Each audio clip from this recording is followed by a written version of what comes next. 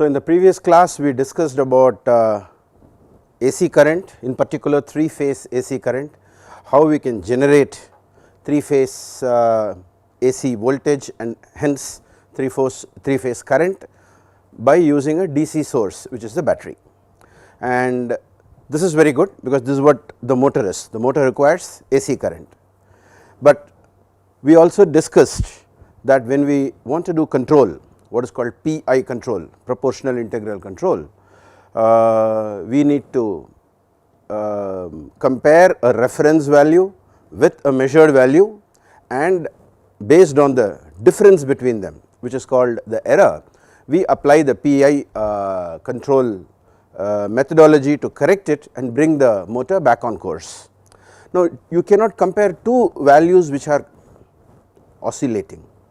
So, you cannot do PI control with AC current. So, the challenge is that while the motor needs AC, for us to be able to control the motor, we need to look at everything from the DQ reference frame, where all the entities are DC. And so, while we apply PWM on the 3 phases to generate the AC, and the actual picture of the motor is that the magnet is rotating and around it the currents are rotating, and remember this is called a PMSM motor, permanent magnet synchronous motor. The meaning of the word synchronous is that the rotor is rotating at the same speed as the speed with which the current vector is rotating. Okay. Both are going at the same speed, and we use this idea to look at everything from the rotor reference frame, which means we put a chair on the rotor, then relative to us, since the reference frame of the rotor itself is rotating at the same speed as the current, we see the current as a stable unchanging entity, and this view is what will help us to do the control. So, we need to move the battery voltage from DC and apply it as an AC voltage to the motor in the 3 phases to make the motor function, but to make sense of how well it is running and to apply any corrective action, we take measurements of the current which are flowing through the motor, but we have to convert it back to this rotating reference frame, which is the DQ frame, and then view the current as a DC current and then compare it against our target. So, all the control that we do happens in the DC domain, which is inside the controller, and all the physical activity that happens, which is at the motor end, is in the AC. So, we have to keep switching from DC to AC and then back from AC to DC. This is how the motor is controlled. This is because it is only a steady value which we can control by using PI control. So, how do you convert from AC to DC? We do it in 2 steps. The first step is called the Clark transform. We have already seen that when there are 3 oscillating currents in the 3 phases, they are 120 degrees apart from each other. The vector sum of the 3 currents, merely the algebraic sum of the 3 currents is already 0. We know that because of Kirchhoff's law. The total current at the star junction must be 0, but if we take the vector sum is 1.5 times as big as the amplitude of any of the oscillating phases, and it is a rotating vector. Now, if I have a vector which is rotating, which means at any point its magnitude is constant, but its direction is going on changing, then we know that we do not need 3 axes to describe it as you see in this picture. I can just use a convenient x y pair of axes which are perpendicular to each other. Instead of calling it x and y, we call them alpha and beta, and I can resolve 3 phases into 2 components, which means I am converting, mathematically speaking, a 3-phase current into a 2-phase current, which is what the picture below is showing you. At any given point of time, the resultant of the 3 phases can be expressed as two perpendicular components, alpha and beta, and this is called the Clark transform. And with a little bit of trigonometry, I will not burden you with all the derivation, but you can derive it yourself or look at standard references, and you will find that the alpha component and beta component are related to the u, v and w phases, phase currents by this trigonometric relationship. And this is a somewhat simpler picture than what we started out with in the beginning, because we have only two phases instead of having three phases. So, this is the first step in the simplification. Now, when you look at the picture below where we have only two phases, we know that the current vector is rotating at a certain angular speed, but we should also keep in mind that inside the stator there is also a rotor with a magnetic axis which is called the d axis, and perpendicular to it is what is called the q axis, and that rotor is also rotating at the same synchronous angular speed. And we take advantage of this knowledge to do what is called the Park transform, because even with two phases, if I were to go on looking at them and try to see where is it compared to where I want it to be and try to adjust and correct the error, it is very confusing, we cannot do it. So, we view everything from the rotor's reference frame, which is a rotating reference frame, and suddenly the picture below is just a DC. If I am sitting on the rotor and looking at the current, I have a d axis which is the direction in which my magnetic field is. I have a perpendicular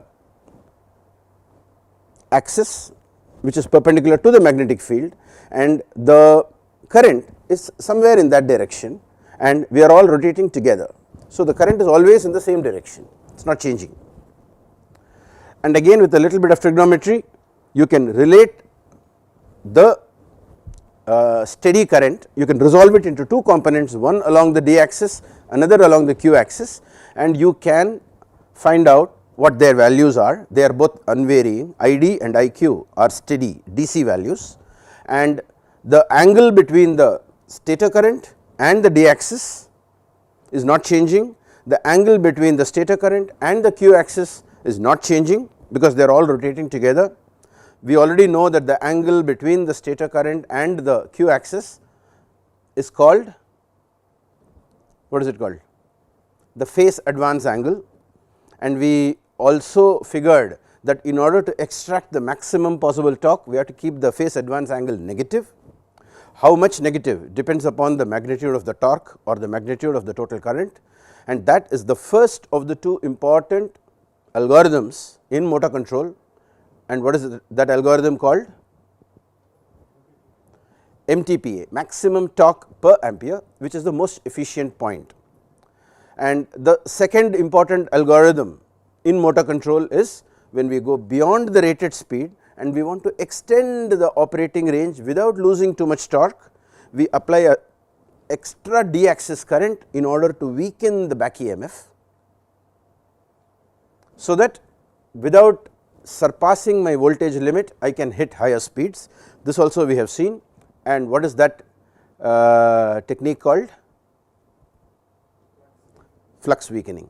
So, motor control is all about applying MTPA up to the rated speed and beyond the rated speed applying flux weakening. There is nothing more than that, but both of these algorithms work in the DQ reference frame, which is the DC reference frame. So, unless I know what is ID and IQ actually versus the ID and IQ that I want, which is the target or the set point, I cannot do any corrective action which is called PID control. This is why we transform the AC currents into two axes in the rotating frame, which is alpha beta, and then move the reference frame to the rotating frame and convert the rotating current into stationary current, a pair of stationary currents, which is ID and IQ. So, this is the Park transform. Is this clear? It is visually very simple, easy to understand, and the mathematics behind it is also not very complicated, it is just some elementary trigonometry. So, now we have successfully converted a 3-phase AC into DC, a pair of DC currents. Is this fine? If there are any questions, feel free to ask me. So, these two transforms, Clark transform and Park transform, allow us to go from the motor to the controller. The motor works in the AC and the controller works in the DQ reference frame, which is DC. And then once we figure out what is the control corrective action to be applied, the result is again a pair of DC voltages Vd and Vq, which have to be applied to the motor in the AC domain. So, we have to transition once again back from a pair of DC voltages to 3 AC voltages, and that journey is called the inverse Park and inverse Clark transform. So, having understood this, we can now understand how the whole control sequence works in the controller.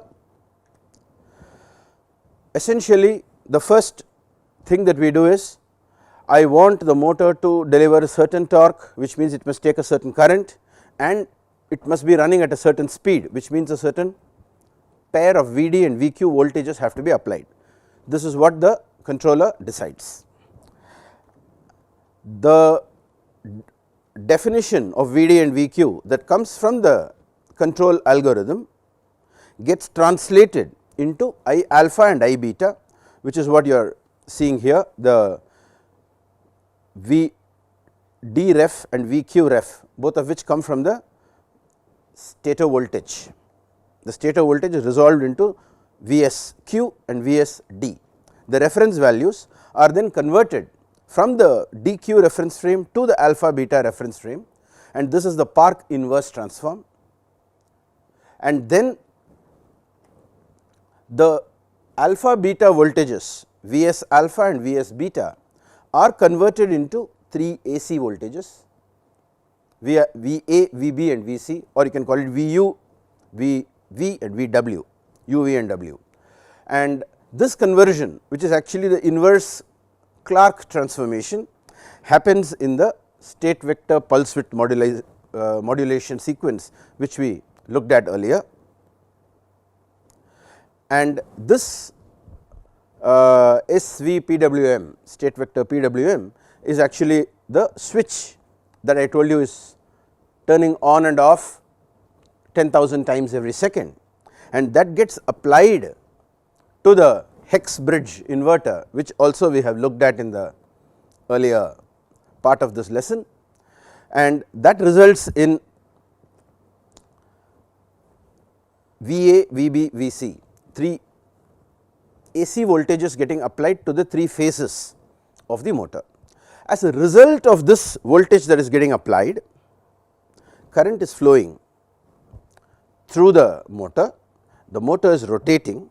We can measure the speed using any speed measurement device, encoder, resolver, Hall sensor, etc. We can also measure the current by using a current sensor, and knowing what the current is and what the speed is not enough, because with the current knowledge about the current that we have is in the AC domain. So, we take that AC and convert it back into alpha beta, which is the Clark transform, and then convert it again back into the DQ frame, which is the Park transform, and then supply it to the controller. So, we get the actual values of ID and IQ to the controller, whereas the controller has already decided that it wants so much current to flow, ID and IQ, based on whether it is in MTPA or in field weakening, and it compares and sees, this is what I wanted, this is what is happening, are they the same or is there a gap, and if there is a gap, that error is taken into the PI control loop and corrected, and again a fresh set of Vd and Vq gets applied. So, the error is estimated and then we correct it using the PI. So, this is all there is to the controller. So, we come to the end of this section, which is about the controller. field oriented control getting applied in an AC machine using a DQ reference frame in the controller, which is essentially a DC frame of reference. If there are any questions about it, I will take it, or we can move on to the next chapter. Are there any questions?